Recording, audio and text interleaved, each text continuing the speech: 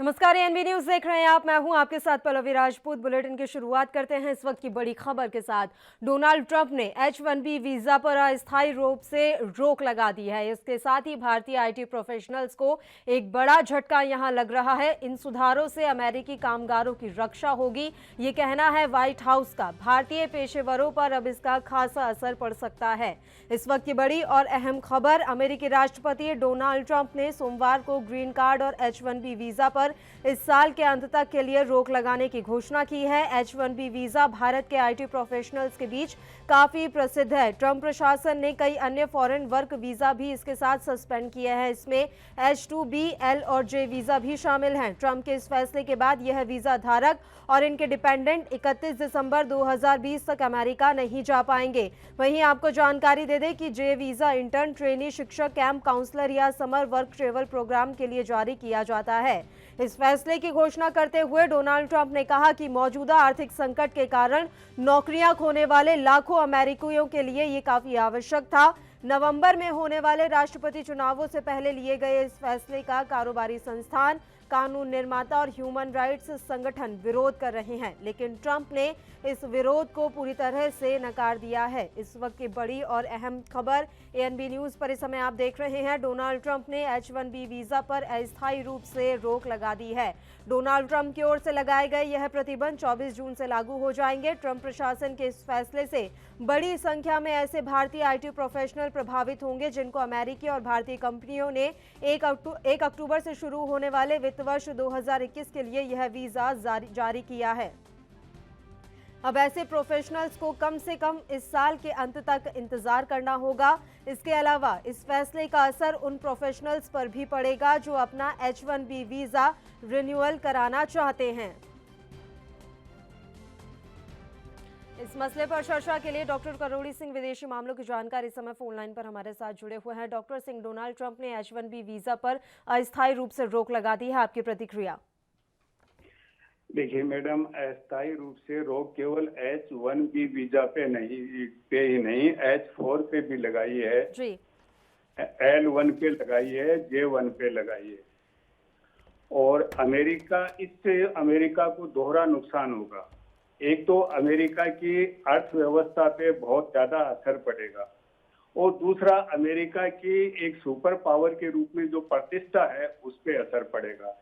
लेकिन अभी नवंबर में चुनाव हैं और चुनावों को देखते हुए एक लोक लुभावना निर्णय है कि चुनाव में वो अमेरिका की जनता को, जो अभी वहाँ अनएम्प्लॉयमेंट बहुत ज्यादा बढ़ गया है कोविड के बाद में, लगभग वहाँ 45 मिलियन लोग हैं वो जॉबलेस हो गए हैं, जो एम्प्लॉयमेंट अलाउंस के लिए अप्लाई किया है, तो उनको खुश करने के लिए किया है।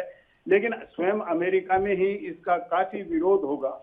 इकोनॉमिकली क्या है, अमेरिका एक माइग्रेंट्स का नेशन है और माइग्रेंट्स के नेशन में अब ये कहना कि हम माइग्रेंट्स को आने नहीं देंगे, उनके स्पाउस को नहीं आने देंगे, कंपनी इंटर कंपनी ट्रांसफर होके आते हैं उनको भी नहीं आने देंगे, तो इस तरह की जो स्थिति बनती है उसमें अमेरिका की अर्थव्यवस्था पे विपरीत प्रभाव पड़ेगा, जो कि ऑलरेडी बहुत ही संकट से गुजर रही है अमेरिका की अर्थव्यवस्था।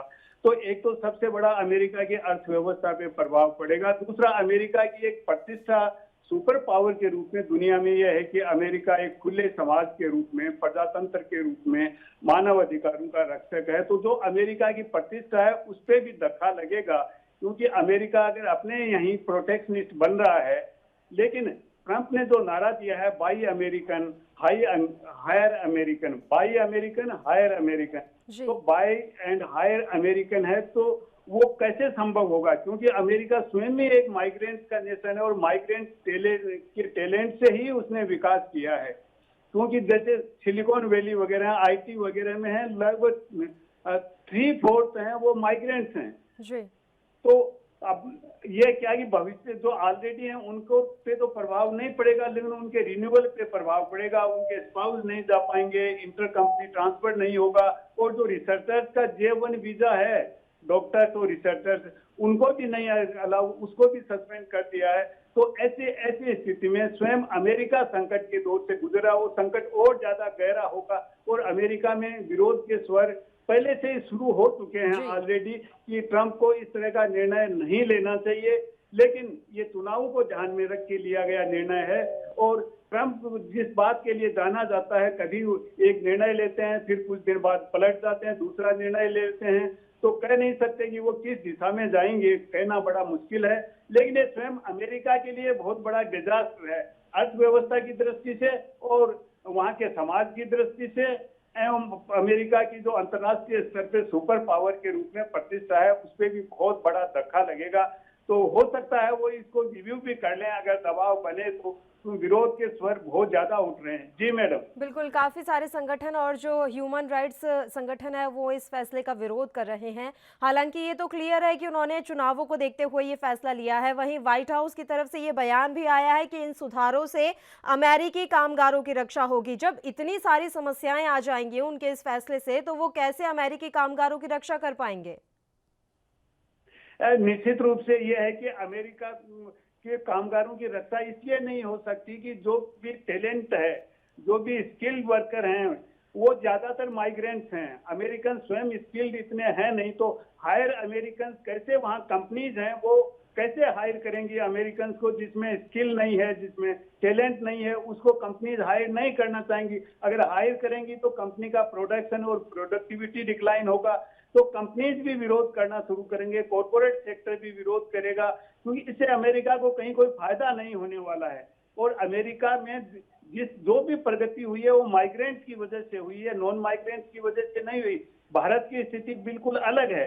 हम भारत में यह आंदोलन चला सकते हैं कि बाई इंडियन, बाइकॉट चाइनीज, ये हो सकता है। अमेरिका में ये व्यवहारिक दृष्टि से बिल्कुल संभव नहीं है कि हायर अमेरिकन, बाई अमेरिकन, क्योंकि अमेरिका का समाज बिल्कुल डिफरेंट है। और समाज में जिस तरीके से पहले भी ऑलरेडी वहाँ जिस तरह का मानव अधिकारों को लेके, राज्य की शक्तियों को, वृद्धि को लेके कितना आंदोलन चल रहा है। एक ब्लैक के जो जॉर्ज फ्लॉयड थे, उसको लेके कितना बड़ा आंदोलन हो गया, अमेरिका में नहीं, दूसरे देशों में, ब्रिटेन में, फ्रांस में, मानव अधिकारों को लेके, ब्लैक राइट्स को लेके। और उसमें सब व्हाइट, ज्यादातर व्हाइट हैं आंदोलन चलाने वाले। तो अमेरिका में जिस तरह का वो उन्होंने प्रयास किया, पहले ब्लैक और व्हाइट को पोलराइज करने के लिए, फिर वो चर्च में जाके उन्होंने बाइबिल लेके जिस तरह का किया, उसका भी वहाँ की जनता में रिएक्शन है। तो ट्रंप चुनाव को लेके जिस तरह के लोग लुभावने मेजर ले रहे हैं, ब्लैक एंड व्हाइट को डिवाइड करना, धर्म को राजनीति में लाना, कि जो अमेरिका कभी स्वीकार नहीं करेगा, चर्च में जाके बाइबिल हाथ में लेके फोटो, उसी का रिएक्शन हुआ है। फिर ये निर्णय लेना, तो ट्रंप जिस दिशा में जा रहे हैं उसको अमेरिकन जनता है कि किसी भी रूप में स्वीकार करने वाली नहीं है। और बिल्कुल, कहीं ना कहीं अगर दबाव बढ़ेगा तो हो सकता है कि वो इस फैसले को रिव्यू भी करें। ये बात आपने एकदम सही कही। डॉक्टर सिंह, बहुत बहुत शुक्रिया तमाम चर्चा के लिए, आप हमारे साथ जुड़े। तो इस वक्त की बड़ी और अहम खबर हम आप तक पहुंचा रहे हैं। डोनाल्ड ट्रंप ने H-1B वीजा पर अस्थायी रोक लगा दी है और भारतीय IT प्रोफेशनल्स को इसी के साथ एक बड़ा झटका यहाँ लग रहा है। वहीं अगली और बड़ी और अहम खबर, IAF चीफ के बाद सेना प्रमुख जनरल नरवणे भी लेह के दौरे पर। झड़प में घायल जवानों का हालचाल जानेंगे। नरवणे का यह दौरा सेना की तैयारियों के लिहाज से काफी अहम माना जा रहा है।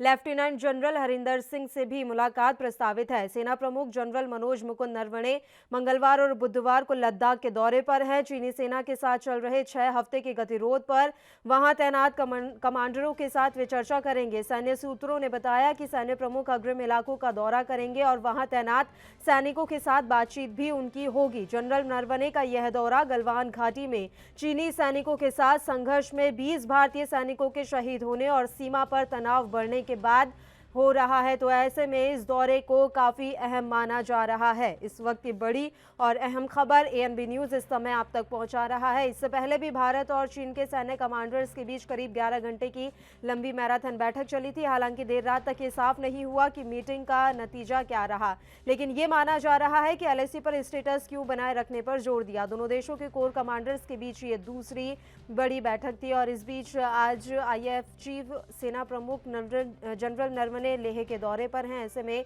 इनका ये दौरा काफी अहम माना जा रहा है। इस वक्त की बड़ी और अहम खबर ANB न्यूज आप तक पहुंचा रहा है।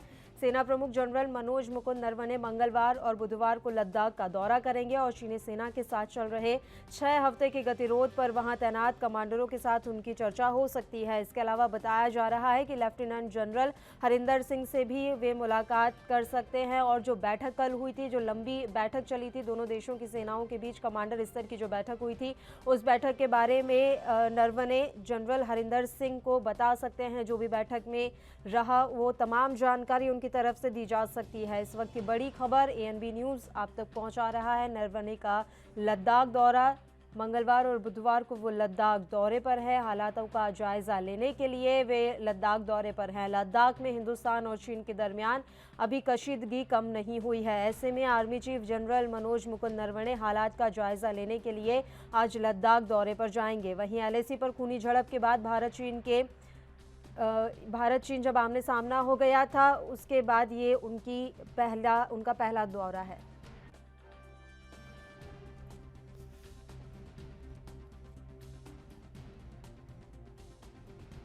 इस मसले पर चर्चा के लिए लेफ्टिनेंट जनरल रामेश्वर जी इस समय फोन लाइन पर हमारे साथ जुड़े हुए हैं। रामेश्वर जी, मैं आपसे समझना चाहूंगी कि आज नरवणे लद्दाख दौरे पर जाने वाले हैं, किस तरह से उनके इस दौरे को देखा जाए, कितना महत्व उनका ये दौरा इस समय रखता है?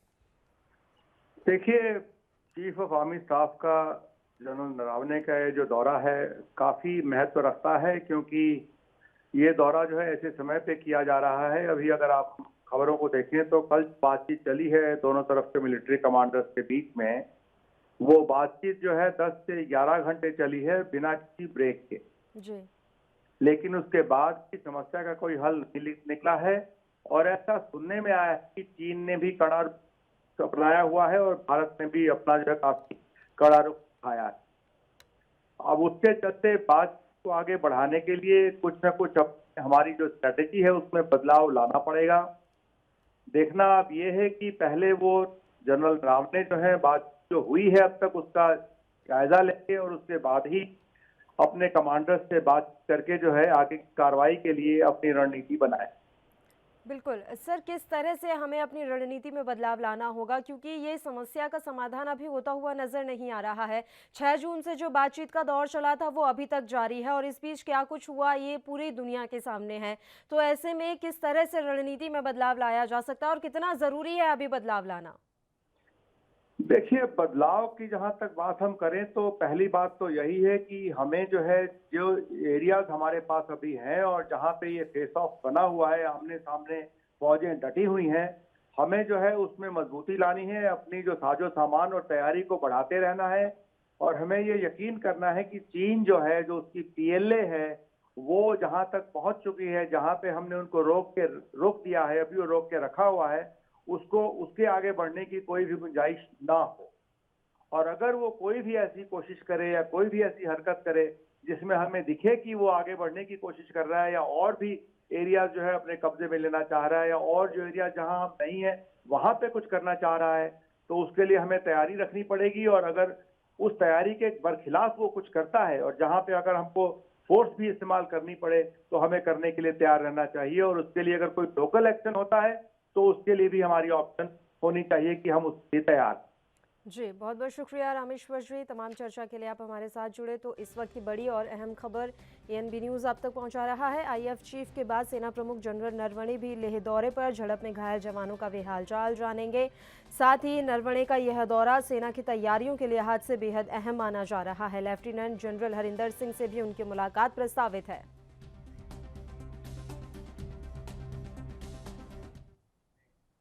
और वहीं सीबीएसई को लेकर इस वक्त की बड़ी खबर सामने आ रही है। सीबीएसई की बची हुई परीक्षाओं को लेकर सुप्रीम कोर्ट में सुनवाई, परीक्षा रद्द करने को लेकर अंतिम चरण पर विचार किया जा रहा है। कोर्ट ने गुरुवार दोपहर 2 बजे के लिए ये सुनवाई टाल दी है। इस वक्त की बड़ी और अहम खबर, परीक्षा रद्द करने को लेकर अंतिम चरण पर विचार। सुप्रीम कोर्ट ने गुरुवार दोपहर 2 बजे तक के लिए इस मसले पर सुनवाई टाली। सीबीएसई को लेकर बड़ी खबर इस समय आ रही है। एएनबी न्यूज़ आप तक पहुंचा रहा है। सीबीएसई की बची हुई परीक्षाओं को लेकर ऐसी में आज आज सुनवाई हुई और इसी के साथ परीक्षा रद्द करने को लेकर अंतिम चरण पर आज विचार किया गया। वहीं बताया जा रहा है कि कोर्ट ने गुरुवार दोपहर 2 बजे के लिए ये सुनवाई टाल दी है। अब गुरुवार को इस मसले पर एक बार फिर से सुनवाई होगी। सीबीएसई को लेकर इस वक्त की बड़ी खबर, बोर्ड की परीक्षाओं को लेकर कश्मकश की स्थिति लगातार बनी हुई है। आज सुप्रीम कोर्ट में इस मसले पर सुनवाई हुई। परीक्षा रद्द करने को लेकर अंतिम चरण पर विचार किया गया और आज तमाम चर्चा के बाद कोर्ट ने सुनवाई को टाल दिया है गुरुवार तक के लिए। इस खबर पर ज्यादा जानकारी के साथ हमारे संवाददाता दिल्ली से राजीव तिवारी समय फोन लाइन पर जुड़े हुए हैं। राजीव, पूरी जानकारी आपसे चाहेंगे। सीबीएसई को लेकर आज सुप्रीम कोर्ट में सुनवाई हुई। देखिए, बिल्कुल बराबर जिस तरीके से सीबीएसई को लेकर बची हुई परीक्षा थी उसको लेकर ये सुप्रीम कोर्ट में याचिका लगाई गई थी, मगर सुप्रीम कोर्ट से अब ये स्पष्ट कर दिया गया है कि गुरुवार तक के लिए टाल दी गई है और लगभग गुरुवार 2 बजे तक के लिए सुनवाई टली है। तो कहीं ना कहीं ये जरूर है कि आगे की सुप्रीम कोर्ट का जो फैसला होगा वो किस तरीके से होगा और यहाँ तक कि ये देखना होगा कि सीबीएसई की जो परीक्षा है वो रद्द की जाएगी या नहीं रद्द की जाएगी, ये जरूर गुरुवार को स्पष्ट हो जाएगा। जी, बहुत बहुत शुक्रिया राजीव, तमाम जानकारी हम तक पहुंचाने के लिए। तो परीक्षा रद्द करने को लेकर अंतिम चरण पर आज विचार हुआ है। कोर्ट ने गुरुवार दोपहर 2 बजे तक के लिए सुनवाई टाल दी है। अब गुरुवार को एक बार फिर से इस मसले पर सुनवाई होगी। इस वक्त की बड़ी और अहम खबर, सीबीएसई को लेकर बची हुई परीक्षाओं को लेकर आज एससी में सुनवाई हुई और इसी के साथ अंतिम चरण की जो परीक्षा है उसको रद्द करने को लेकर विचार किया गया। कोर्ट ने गुरुवार दोपहर 2 बजे के लिए ये सुनवाई टाल दी है। अब गुरुवार को एक बार फिर से इस मसले पर सुनवाई की जाएगी।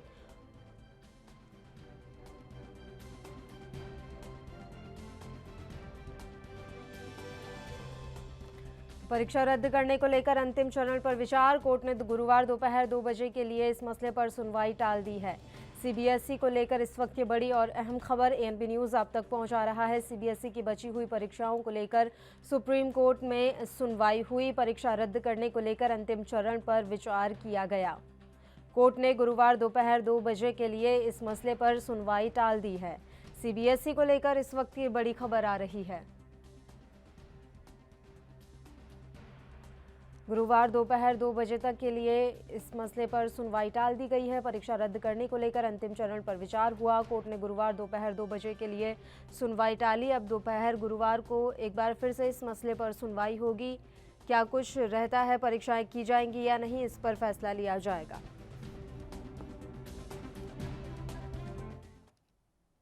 और वहीं पटना से इस वक्त की बड़ी और अहम खबर आ रही है। विधानसभा चुनाव से पहले आरजेडी को एक बड़ा झटका लगा है। विधान परिषद चुनाव से पहले आरजेडी में बड़ी टूट सामने आई है। लालू के 5 विधान पार्षदों ने जदयू का दामन थाम लिया है। लालू के 5 एमएलसी जेडीयू के साथ चले गए हैं। 5 एमएलसी विधान परिषद के सभापति के पास पहुंचे। इस वक्त की बड़ी और अहम खबर, 5 एमएलसी ने अपना इस्तीफा सभापति को सौंप दिया है। विधान परिषद के सभापति के पास ये एमएलसी पहुंचे और उन्होंने वहां अपना इस्तीफा, एमएलसीओ ने अपना इस्तीफा सौंपा है।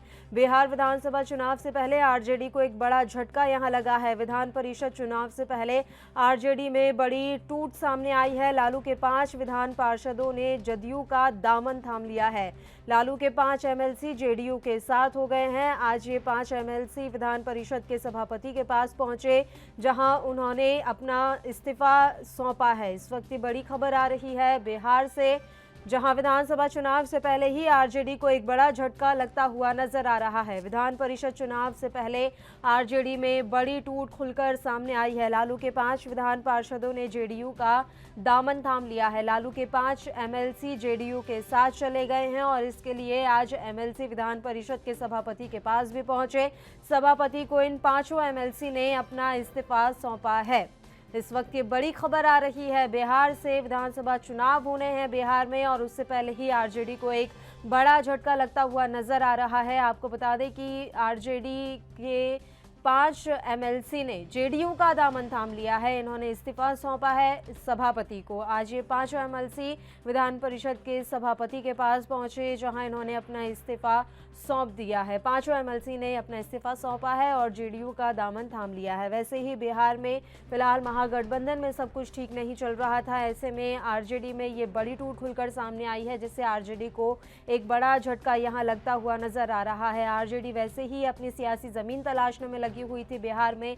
ऐसे में इन पांचों एमएलसी का जाना कहीं ना कहीं आरजेडी के लिए एक बड़ा झटका साबित हो सकता है। इन पांचों एमएलसी ने जेडीयू का दामन थाम लिया है। विधान परिषद के सभापति को इन पांचों एमएलसी ने अपना इस्तीफा सौंप दिया है। ऐसे में आरजेडी को एक बड़ा झटका यहां लगता हुआ नजर आ रहा है। विधान परिषद चुनाव से पहले आरजेडी में बड़ी टूट सामने निकल कर आई है। लालू के 5 विधान पार्षदों ने जेडीयू का दामन थामा। लालू के 5 एमएलसी जेडीयू के साथ चले गए हैं, जेडीयू में शामिल हो गए हैं।